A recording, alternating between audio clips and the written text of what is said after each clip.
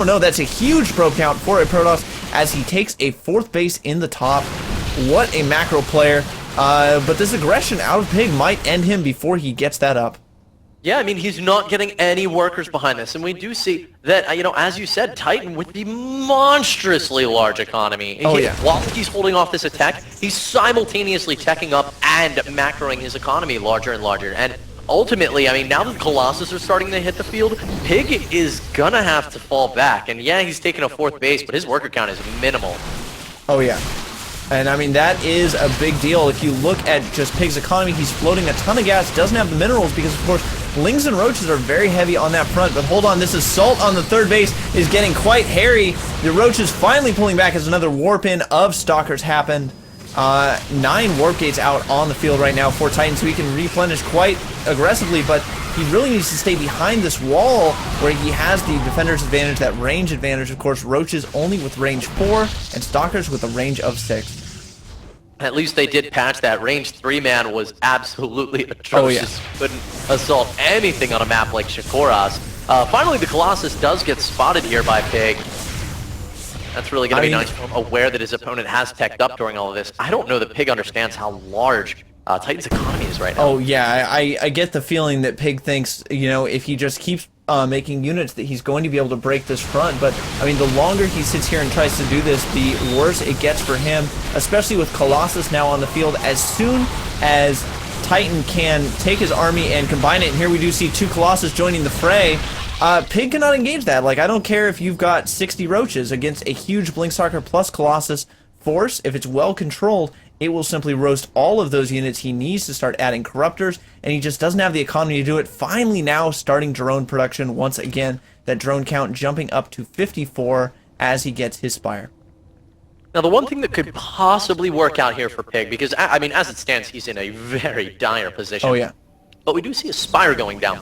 I'd love to see him cancel the Zerg missile attacks and try to go, as I said, you know, I don't think he knows how far behind he truly is, but if he were to realize it, a Mutalisk tech switch after killing the massive quantity of Stalkers could win him this game. There's only 13 Stalkers on the map right now, and if a good portion of those were killed off by these Roaches, that's the grand total of anti-air for our Protoss player. And Pig right now is pulling 1,700 gas when by the time this Spire is complete, he's going to be at 1,800. That's a lot of Mutalisks. So if he were to kill these Stalkers, he could ultimately do enough economic damage to battle his way back in.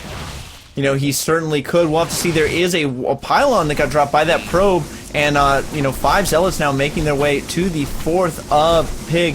And, I mean, look at this. This is going to force him to pull his entire army back to deal with this. There could be another warping round. Now, there probably isn't going to be, as, you know, Titan just tries to keep that probe hidden from his opponent. But the hatch has gone down nonetheless. The Colossus count begins to grow. We do have, what was that, 8 Corruptors on the way. And do we have a Hive yet? Nope. He is still on layer tech, so not going to be turning into Broodlords. We are at the 21-minute mark, or 21 and almost 30-second minute mark in this game, so quite late. And now, just now, the infestation pit started. I mean, this is not looking good for Pig right now. I mean, Pig went for Roach Corruptor, and you know, that's a position you do if you're equal or ahead in economy, but he's behind. He needed a miracle. He needed like a crazy Muta tech switch or maybe a Nidus Worm and something unorthodox. Playing a standard like this with Roach Corruptor, he's going to get crushed by this Catball. Yep. I mean, the Colossus number is going to get taken out by these Corruptors, but I mean, at this point, look at this. All that is left, I mean, he doesn't even need these Colossus. These Roaches have been completely destroyed. All of the Corruptors are going to go down to these Stalkers. The GG, the well played, out of Pig, and we are going to have to go into a game 2 right there. So, Titan playing great in that situation. So good. Absolutely. I mean, his ability to defend that early pressure, even though he had lost those sentries, the first engagement, his force fields were far less than spectacular, but it was very tough engaging out in the open field like that, and the Roaches kicking in that Roach speed I think may have caught him off guard because they were slow Roaches just before that, and honestly, he lost so many units, I was pretty worried for him, but his ability to honestly just throw off Pig so much with that one base opening, I think ultimately gave him the ability to take that game. Absolutely, I do agree. Guys, we're going to go to just a short commercial break, and as soon as we are back, We will be jumping into the next game, so hold on. We'll be back in 30 seconds.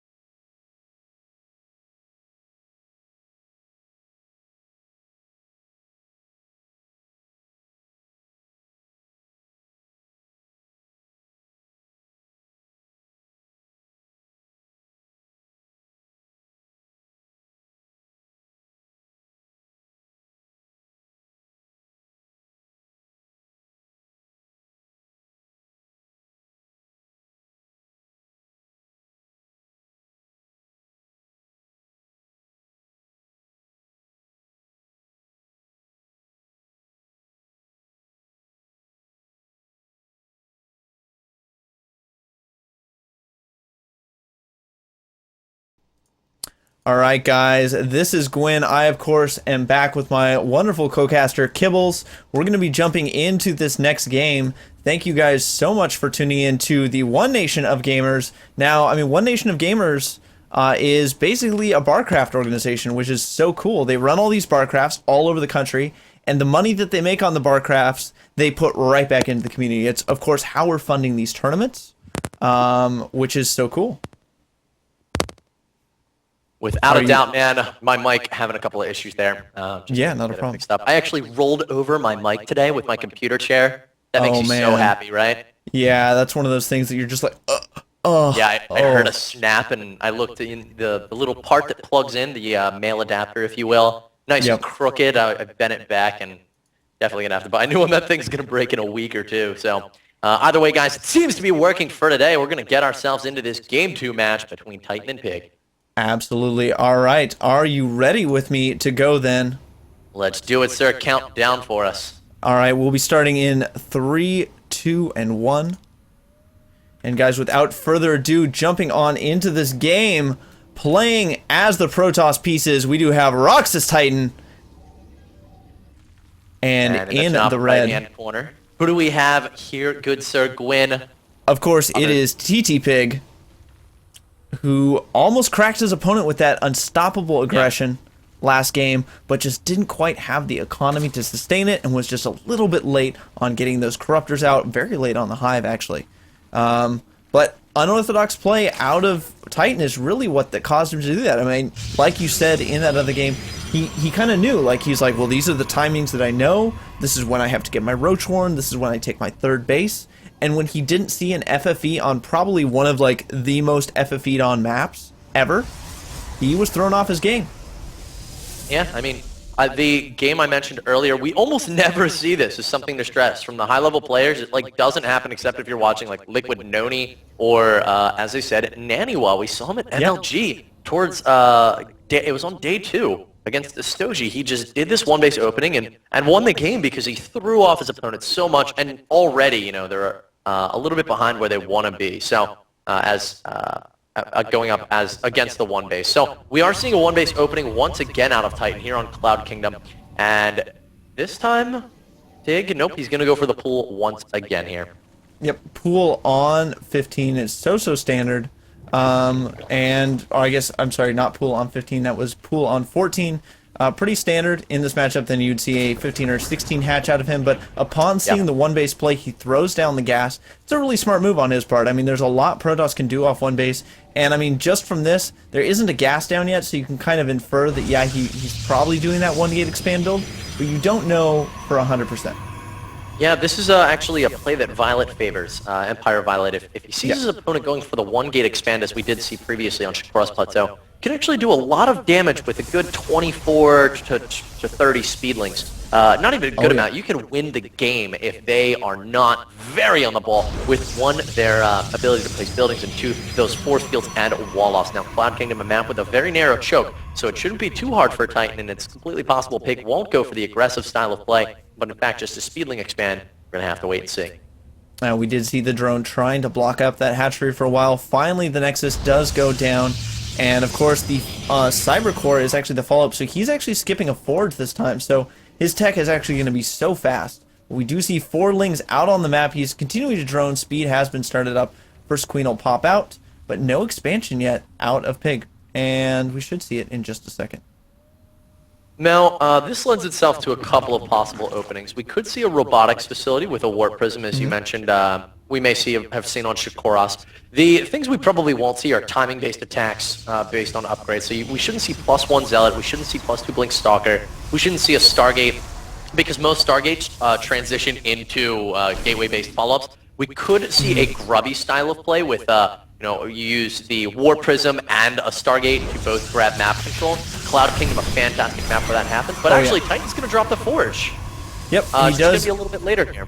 He does drop the Forge now. 4 Zerglings did get into his base. He does have 2 Zealots out to sort of deal with that. But, I mean, that's annoying nonetheless. Those Zerglings are going to get completely invaluable scouting information. And additionally, they might get a probe kill or 2 as they do pick off 1 probe right there and then hastily retreat along the back of the mineral lines. A lot more Lings in production and streaming across the map. Now, I mean, obviously, they're just going to try and target down this Forge, and with no ranged units out, this is actually a problem.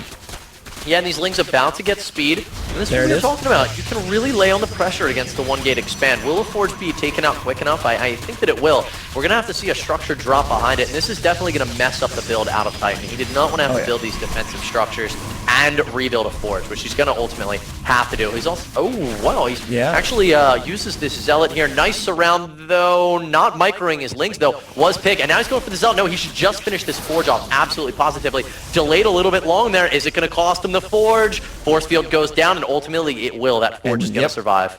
And the cannon does finish on up. So with 2 cannons there, I mean, there's not enough Lings out on the map to really get in and kill that off. Your Lings try and go for the sentry, but do nothing but deplete its shields to almost gone. But almost gone is not gone. And therefore that sentry does stay alive without sustaining hull damage. Second sentry out. And actually, this is, I mean, 2 cannons there. That definitely forced a response out of Titan. Pig taking his 3rd base and continuing to drone up, though. So good play out of him so far.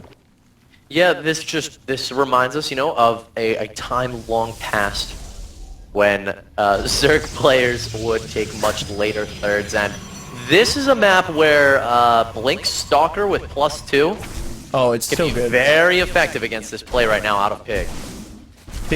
Titan rather does have a single Zealot chopping away at that 3rd base. A Queen is waddling her way there to try and, you know, poke at that Zealot.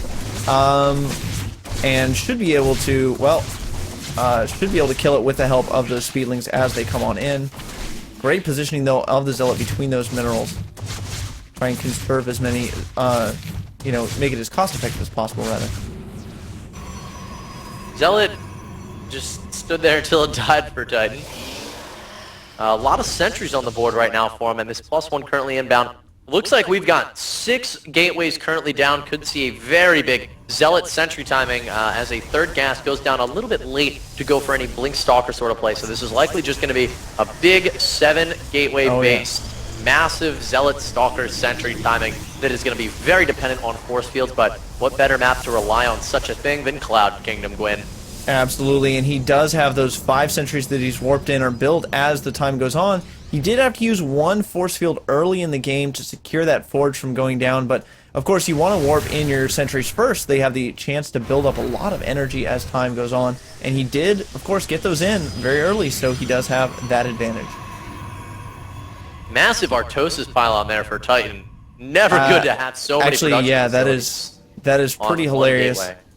Yeah, that's like really intense, but I mean, he's going to be the aggressor right now, so it shouldn't prove to be too dangerous for him. We do see a proxy pylon going down, a lot of sentries huddling around it for warmth. Sentries now pushing up into the 3rd at the 9-minute and 45-second mark. Lings coming in, but we do hit pretty good force fields, zoning a couple of those roaches that tried to join the party out as well. The Stalkers now joining the fray. That is, of course, the, you know, plus armor damage units that he needs to deal with those roaches more cost effectively. And this 3rd hatch, I don't see any way of it staying alive. It takes more and more damage. The roach numbers are just not there. And wow, this is such a strong push out of Titan. Absolutely. I mean, 7 gateways against the Zerg, who ultimately opened up with a speedling expand and then droned somewhat precariously, laid on some pressure with links, and then took a late third. I mean, PiG did not have the fast early economy that you need to deal with something like this from a Protoss who 1 gate expands. Yeah, I mean, he